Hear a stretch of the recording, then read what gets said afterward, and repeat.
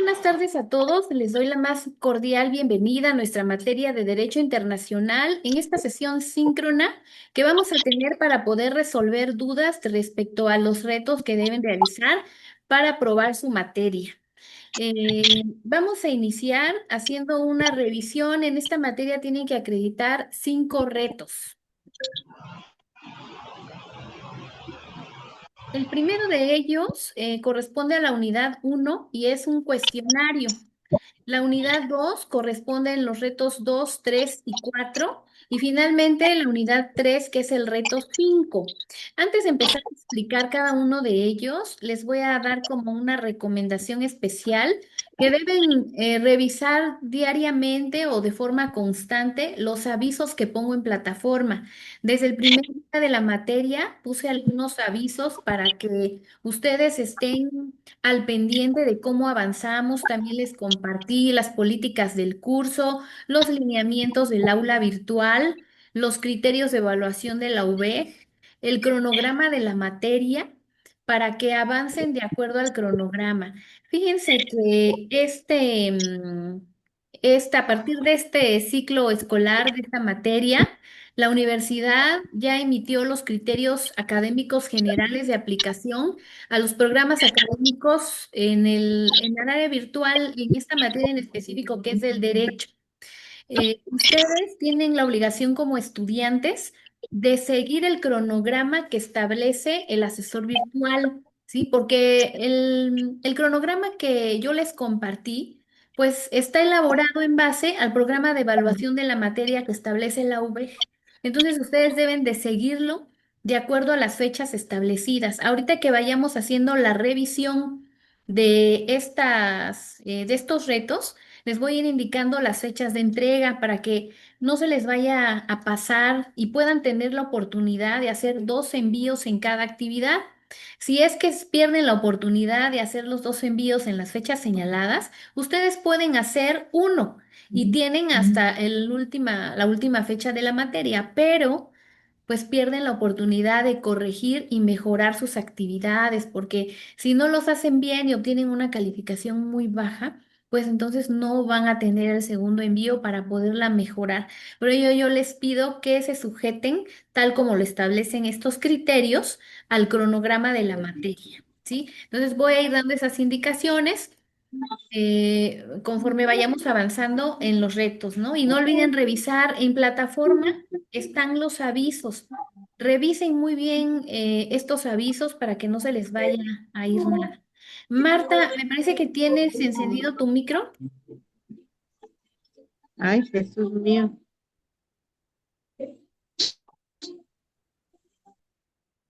Bueno, vamos a iniciar entonces con la revisión. En la unidad 1, que es un cuestionario, creo que ahí no hay mayor problema. Aquí lo que ustedes tienen que hacer es revisar los contenidos de la plataforma, porque ahí viene toda la información, la bibliografía, todo lo relacionado con el derecho internacional. Entonces, ustedes lo que deben hacer es revisar estos contenidos, estudiarlos y en base a ello contestar el cuestionario que de acuerdo al cronograma, ustedes tienen desde el día lunes que inició la materia, 29 de septiembre, hasta el día de mañana, 3 de octubre, para contestar este cuestionario. Muchos de ustedes observo que ya lo hicieron, entonces queda hasta el día de mañana para que contesten su cuestionario. Bueno, a partir del día de mañana, que es 3 de octubre, ya pueden empezar a realizar los retos 2, 3 y 4.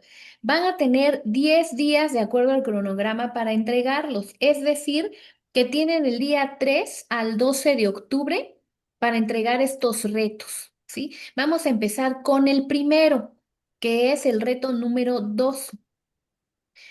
En el reto número 2 se les comparte en plataforma un archivo relativo a la Convención de las Naciones Unidas sobre el derecho de los usos de los cursos de agua internacionales para fines distintos de la navegación.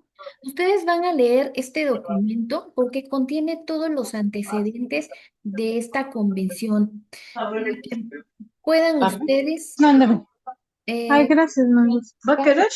Pamela, tienes encendido tu micro. A ver si quieres esta. Y ahorita- Bueno, ya silenciamos a Pamela. Bueno, en la Convención de las Naciones Unidas sobre el Derecho de los Usos de los Cursos, ustedes tienen que estudiarlo, analizarlo, porque contiene todos los antecedentes este documento de esta convención, quienes participan, ahí vienen todos los sujetos que participan en ella, tienen que identificarlos y cuáles son las funciones dentro de la elaboración de esta convención.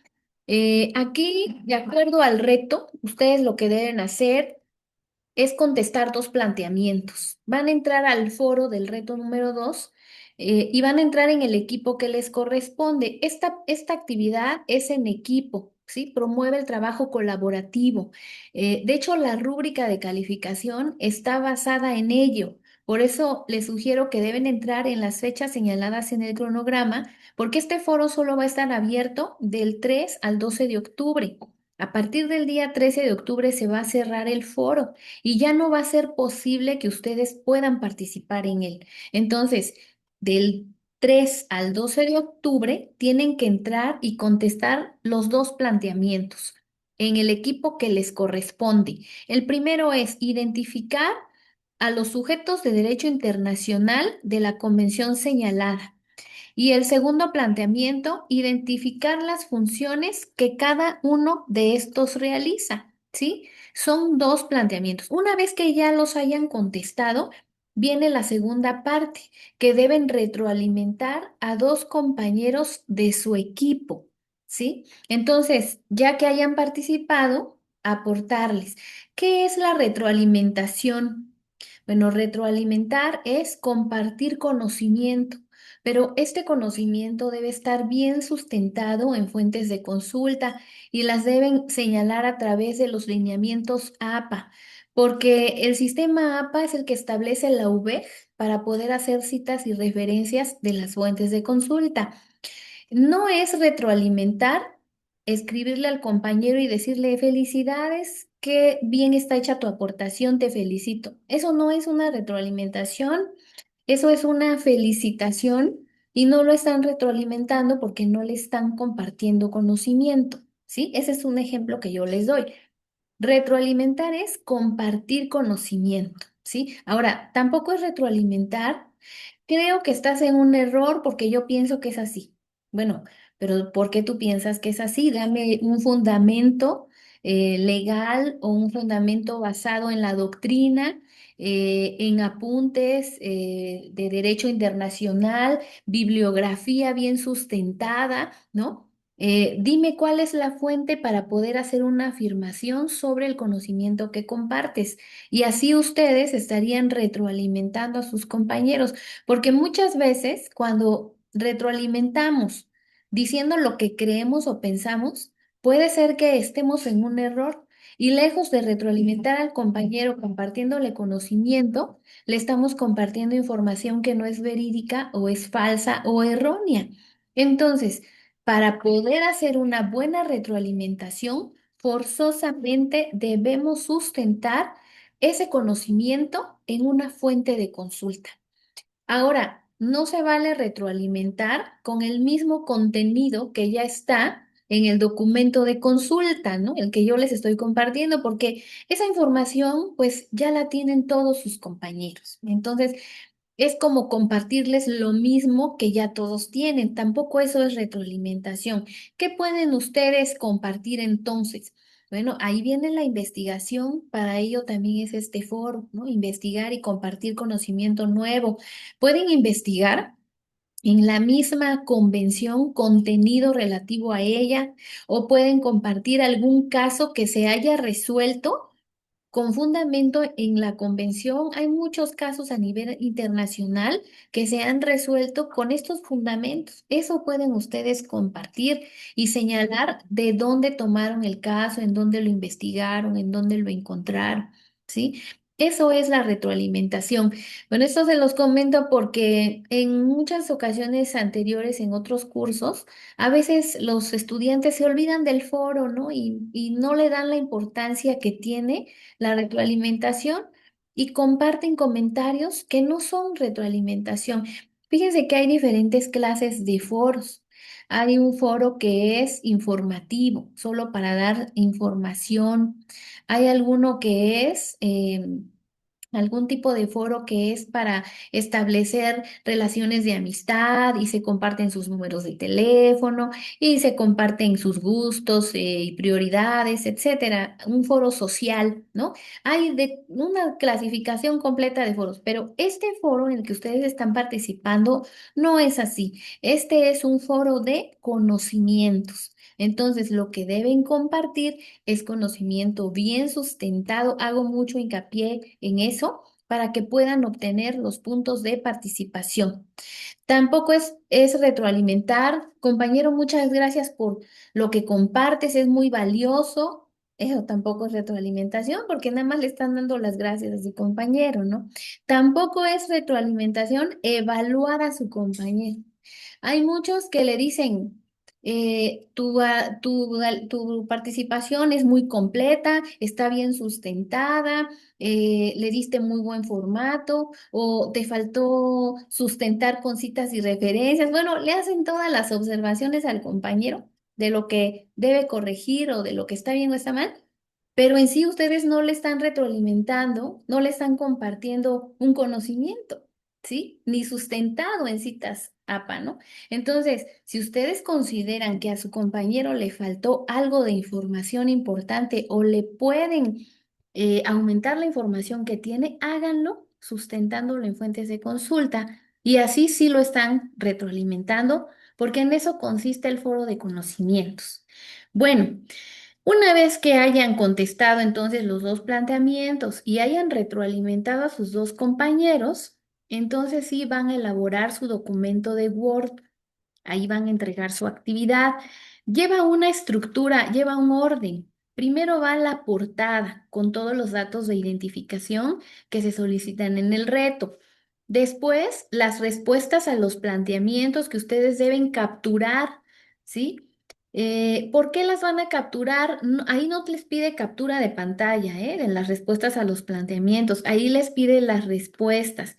Pues porque puede ser que alguno de sus compañeros lo retroalimentó a ustedes y esa información es valiosa y ustedes la pueden agregar a su actividad siempre y cuando la sustenten, ¿no? Con las citas que les dio su compañero. Claro, ustedes deben verificarlas, que efectivamente existe esa fuente de consulta y la pueden agregar a su actividad si así lo desean. ¿Sí? En las respuestas de los planteamientos. Después viene la tercera parte que ahí sí son capturas de pantalla de la retroalimentación que ustedes le hayan brindado a sus dos compañeros. Y finalmente viene la conclusión. En esta conclusión, ustedes van a argumentar la importancia que tiene esta convención en materia de derechos humanos. ¿Sí? Acuérdense que la argumentación es una de las habilidades que ustedes deben desarrollar en la licenciatura de Derecho. Por ello es que se les pide un mínimo de 150 a 300 palabras. ¿Sí? Hay muchos que hacen menos de las 150 palabras, pues obviamente no van a recibir los puntos de calificación, van a recibir un poquito menos porque precisamente es para que ustedes desarrollen esta actividad. Acuérdense que todas estas actividades de los retos son formativas y son precisamente para que ustedes vayan desarrollando todas estas habilidades, ¿sí? Entonces, de 150 a 300 palabras, la conclusión. Finalmente, si utilizaron fuentes de consulta, deben hacer citas y referencias APA. Este manual APA que comparte la UB lo pueden ustedes descargar de los retos 3 y 4. Pero de todas maneras, yo al terminar esta sesión también les voy a compartir el manual en avisos de plataforma por si desean descargarlo, ¿sí? Este manual es muy sencillo de entender, viene con palabras explicadas de una forma muy digerible y vienen muchos ejemplos de cómo hacer citas y referencias. No es lo mismo, muchos estudiantes se olvidan y solo hacen las referencias en la parte final de su actividad y no hacen las citas en el contenido. No, aquí ustedes deben aprender a hacer ambas cosas para sustentar correctamente sus actividades tanto citas como referencias, ¿sí? Entonces, pues aquí hago hincapié en esta parte, ¿no? Hay en las rúbricas de calificación de todos los retos, 3, 4 y 5 por lo menos, sí se solicitan citas y referencias APA. En muchas ocasiones, si hacen referencias pero no citas o viceversa, pues ahí va a bajar su puntuación. Entonces les recomiendo estudiar muy bien el manual APA, ¿sí? Bueno, así es como van ustedes a realizar su reto 2. Una observación especial que quiero hacer es que en los trabajos que se hacen en equipo, pues deben de tener ustedes mucha paciencia, porque no todos participan inmediatamente que empiezan los 10 días, ¿no? Por eso son 10 días. Hay veces que es el día 3 de octubre, que es el primer día del reto, y ya me están preguntando, ¿mis compañeros no participan? ¿Puedo entregar mi actividad? No. No, porque es en equipo, por eso son 10 días. Tengan paciencia un poquito. Algunos participan el día 2, el 3, el 4, el 5. Y otros me dicen, maestra, pero si mis compañeros no participan, entonces ¿yo cómo voy a entregar mi actividad? Bueno, para ello vamos a esperar 8 días a que todos participen. 8 días. Si en el día 8 sus compañeros no participan, hasta entonces ustedes pueden retroalimentar a compañeros de otros equipos, pero solo hasta entonces, para que ustedes puedan cumplir con la rúbrica de calificación. ¿Sí? No es válido que entreguen la actividad sin hacer retroalimentación con el pretexto de que ellos no participaron inmediatamente, porque ustedes tienen para entregarlo hasta el día 12 de octubre. Sin problema, ustedes pueden avanzar con toda la primer parte y dejar solo la retroalimentación hasta la parte final, que son los días 8, 9 y 10. ¿Sí? Entonces, no se apresuren, no vayan de acuerdo al cronograma de la materia, ¿sí? Para que puedan recibir todos los puntos de calificación. Y hago hincapié también, ¿no? Tomen sus capturas de pantalla y guárdenlas si es que ustedes hacen retroalimentación hasta el último día, que es el 12 de octubre. Hola. No, no, no. Me porté mal. Guarden sus capturas de pantalla porque el día 13 se cierra el foro y ya no va a ser posible sacar esas capturas el día 13. Entonces, para que ya las tengan, para si es que van a entregar el reto después o si van a hacer un segundo envío, que tengan derecho a hacer el segundo envío, si es que lo hacen después, guarden sus capturas de pantalla. ¿Sí? Bueno, en relación a este reto número 2, ¿tienen alguna duda o pregunta?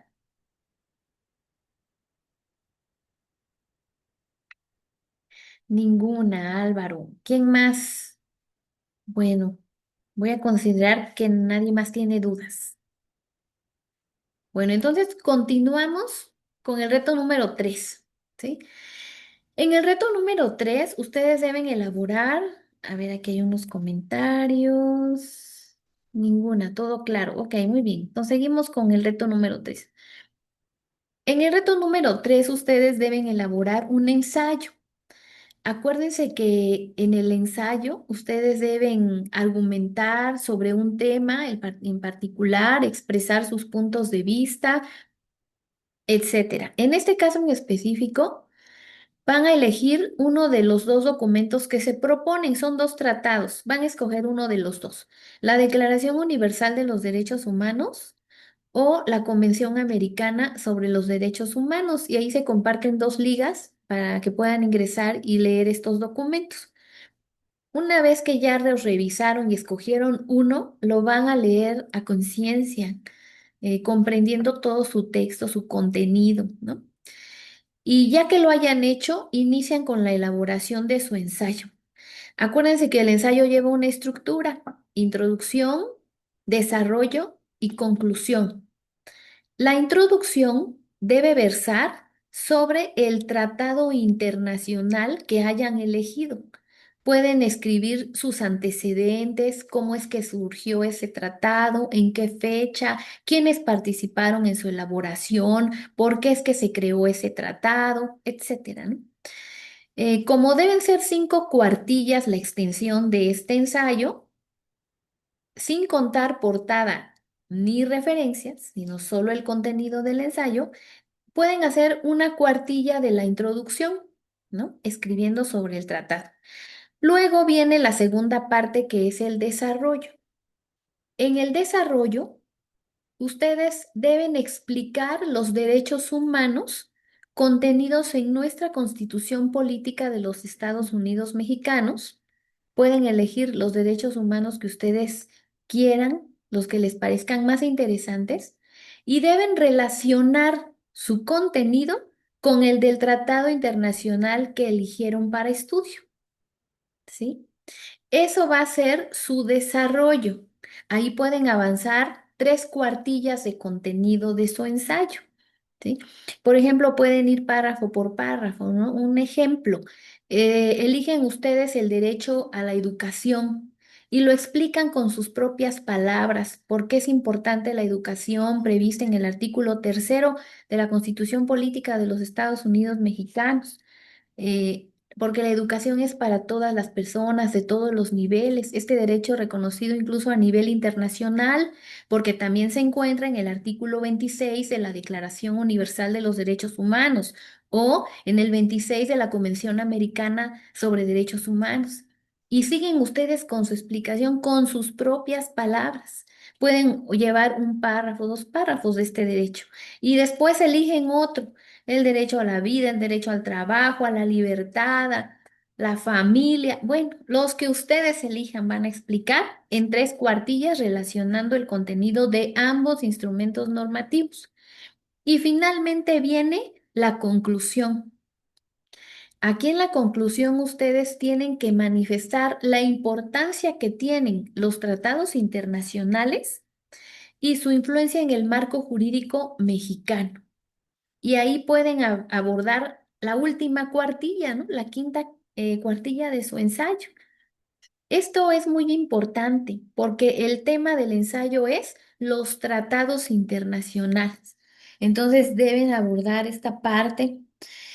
Cuando decimos marco jurídico mexicano, nos referimos no solamente a la Constitución, también nos referimos a las leyes secundarias, a los sistemas normativos indígenas, a los criterios de la Suprema Corte de Justicia de la Nación, etcétera. ¿Sí? Entonces, ¿qué importancia tienen los tratados en todo este marco jurídico? Y ahí terminan su ensayo con las cinco cuartillas, ¿no? Y finalmente vienen las citas y referencias de consulta. Si ustedes consultaron fuentes, por ejemplo, aquí mínimo deben aparecer dos fuentes, que es la Constitución Política y el Tratado Internacional que hayan elegido, porque forzosamente son fuentes que van a leer, ¿sí? No es válido, se los digo de una vez, transcribir los artículos de la Constitución ni del tratado. No vayan a copiar los artículos, ¿no? Porque los artículos son muy extensos de ambos instrumentos. Y si van a copiar y pegar, pues entonces, ¿dónde está la argumentación que a ustedes les corresponde? ¿Sí? Eso no tiene sentido. Para ello está la Constitución y el Tratado de Consulta. No es necesario copiar y pegar su contenido. No, ustedes lo leen y simplemente se van a su documento a explicarlo con sus propias palabras, porque además de esta forma, ustedes se va a poder advertir su aprendizaje y van a poder desarrollar esta habilidad de la argumentación. ¿Sí? Entonces, eso es lo importante aquí. Ha habido ocasiones en que el alumno copia totalmente el contenido de la Declaración Universal, los 30 artículos, ¿no? De derechos. Obviamente que ahí se está cometiendo un plagio total. Aun cuando pongan la cita y la referencia que fue tomado de la declaración, es un plagio. ¿Por qué? Pues porque el manual APA nos dice en la clasificación de los tipos de plagio que el copiar un documento en toda su extensión y rebasando el contenido de su propia autoría, del contenido que ustedes hayan realizado, incurren en un plagio por reutilización o un plagio por extensión. Entonces no vayan a hacer eso, por favor, para que no incurran en plagio. Acuérdense que la universidad, la UB, también establece sanciones para estos tipos de plagio y pues no es necesario, ¿no? Que incurran en ello, ¿no? Ustedes tienen esa capacidad de poder argumentar. La sanción que se aplica por plagio es que se señala la calificación más baja, se les asigna la calificación más baja y ya no hay posibilidad de hacer un segundo envío. Entonces, claro que esto no favorece en su expediente, ¿no? Como estudiante en la universidad, les afecta, les baja su calificación. Entonces, por eso yo desde ahorita les sugiero, no vayan a copiar contenidos, tampoco de otras fuentes, ¿eh? Hay veces que se copian los contenidos de otras fuentes para evitarse la habilidad de argumentar. Entonces no aprenden, copian ni pegan, incurren en plagio. Tampoco recurran a la inteligencia artificial. Fíjense que no es que la inteligencia artificial no sea buena o no sirva, ¿no? Sí, es buena y sirve y todo, pero ¿qué creen? Que la inteligencia artificial, si algo no tiene, desconoce o no sabe, lo va a inventar. Y yo he observado que a veces transgiversa los números de los artículos, ¿no? Los cambia, les cambia el contenido, algunos preceptos. Entonces tengan mucho cuidado, ¿no? El utilizar la inteligencia artificial, pues muchas veces se confían que les haga su ensayo, pero ¿qué creen? No cumple con los puntos que se requieren en la rúbrica ni con las instrucciones del reto. Entonces la idea es que ustedes mismos elaboren su propio ensayo. ¿Sí? Bueno, esto es respecto del reto número 3. ¿Alguna duda o pregunta?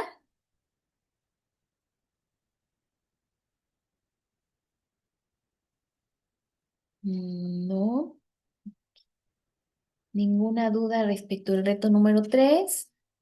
Bueno, también les comento que en los criterios de evaluación que les comenté hace rato, también viene esto, sobre los plagios, sobre la inteligencia artificial, para que lo tomen muy en cuenta, por favor.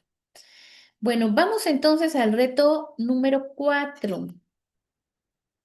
Bueno, este reto número 4 se integra de dos partes. Aquí van ustedes en la primera parte a investigar, eso corre por su cuenta, y llenar un cuadro comparativo, que es lo que debe venir en el documento. Y la segunda parte, van a hacer un análisis y a responder tres planteamientos en relación al tema. Entonces, vamos primero con la primera parte. Aquí ustedes van a investigar las tres cortes internacionales, la Corte Penal, la Corte Internacional y la Corte Interamericana de Derechos Humanos. Las tres cortes. Yo les sugiero que se vayan a las páginas oficiales de estas cortes porque ahí viene toda la información, cómo se crearon, viene su marco jurídico, los casos que han resuelto. Bueno, ahí viene toda la información. También hay muchas otras páginas oficiales que nos dan información de estas cortes, ¿no? Pero bueno, como sugerencia, váyanse a las oficiales. Y una vez que ya hayan estudiado, analizado cada una de ellas, bueno, pues ya van a estar en condiciones de completar el cuadro comparativo. Se comparte ahí el formato en la plataforma, tienen que descargar este documento. Si se dan cuenta, tiene filas y columnas. Aquí voy a hacer una pausa. Fíjense que nos quedan 9 minutos de esta sesión y se va a cortar, pero ya aparece en plataforma un segundo enlace. Esta se termina y entramos al segundo enlace que les compartí en avisos, por favor, para continuar la sesión, ¿sí? Bueno, entonces, continúo con la explicación del reto 4. Tiene cuatro preguntas, son cuatro preguntas las que deben contestar sobre cada una de las cortes. ¿Qué es? ¿Cuáles son sus funciones? ¿En qué momento tiene competencia la Corte para conocer o intervenir en un caso determinado? Y finalmente, mencionar y describir brevemente un caso emblemático resuelto por cada una de estas cortes. Bueno, aquí ustedes van a hacer lo mismo que les comentaba en el ensayo.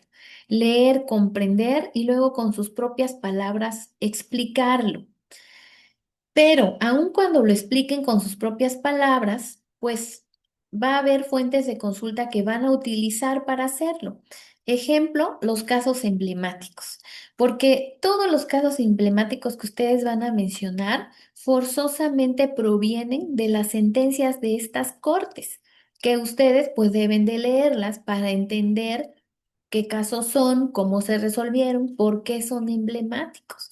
Y forzosamente, aunque ustedes lo narren con sus propias palabras, pues deben de hacer la cita correspondiente de dónde tomaron esa información, ¿sí? Entonces su cuadro debe de tener citas y en la parte final del documento las referencias de consulta, porque muchos se olvidan de las citas y solo hacen las referencias, ¿sí? Entonces, eh, aquí vuelvo a mencionar esta parte importante, ¿no? Pregunta por pregunta, ¿qué es? Ustedes tienen que explicar qué es cada corte para poder advertir similitudes y diferencias entre de estas cortes.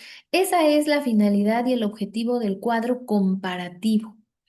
Van a comparar, bueno, ¿y qué tipo de asuntos resuelve la Corte Penal? ¿Cuál es la internacional? ¿Cuál es la interamericana? ¿Sí? Bueno, luego las funciones. Dice funciones en plural, como mínimo tres funciones de cada corte, las más importantes. Bueno, estas cortes tienen muchas funciones, ¿eh? Pero las más importantes, ¿sí? Dos, tres funciones, mínimo tres, ¿no? Luego, ¿en qué momento tiene competencia la Corte para conocer o intervenir en un caso determinado?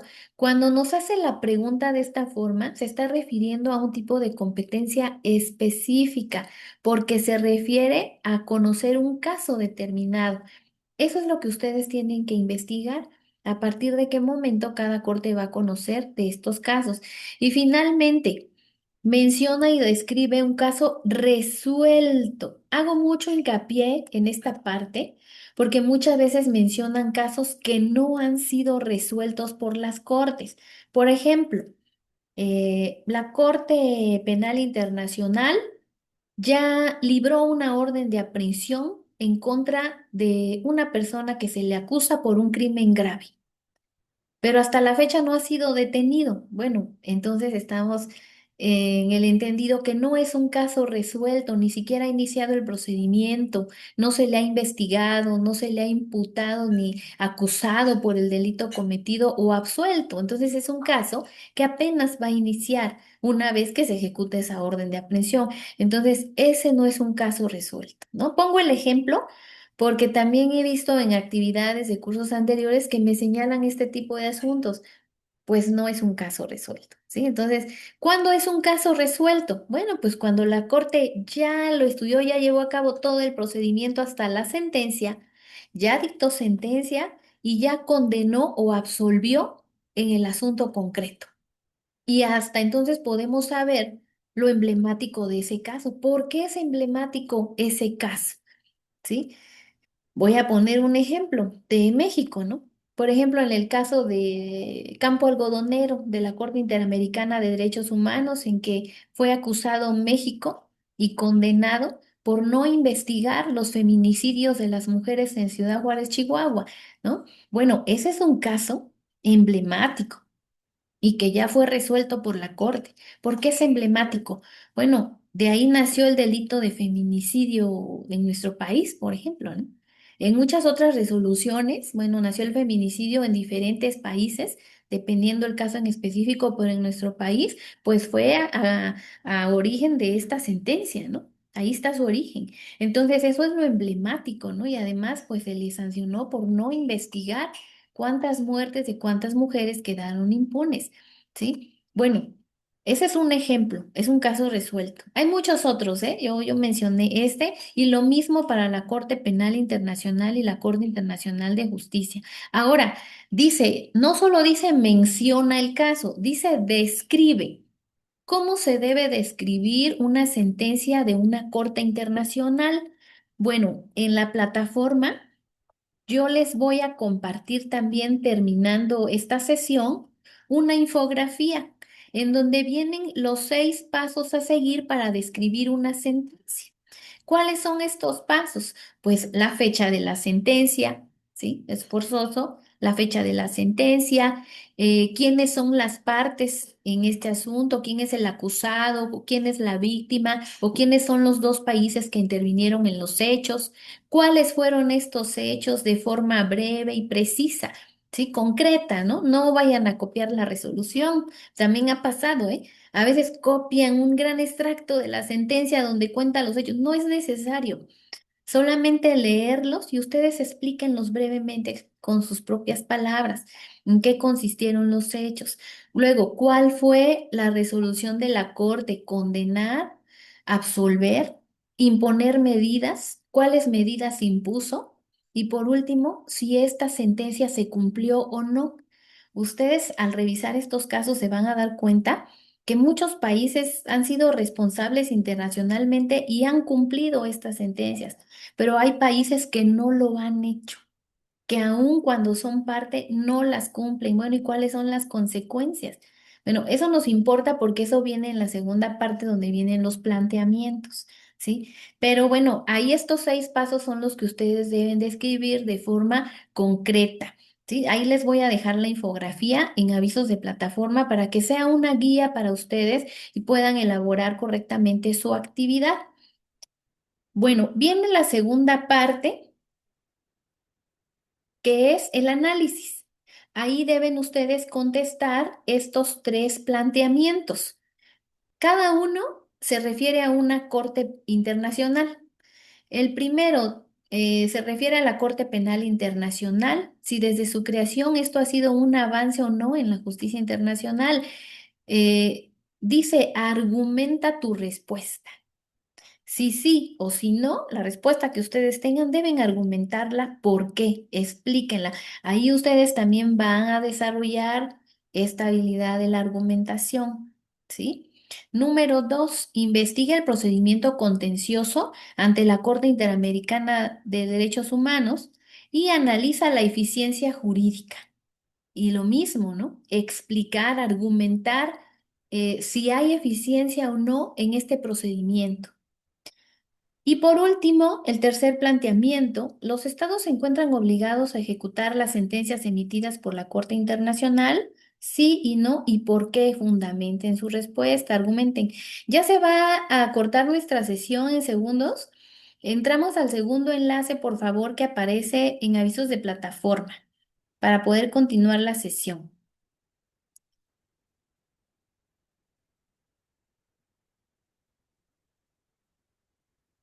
Bueno, en lo que se corta, después de este análisis en donde van a contestar estos 3 planteamientos, bueno, finalmente van a elaborar su documento de Word en donde van a aparecer primero la portada con todos los datos de identificación, luego viene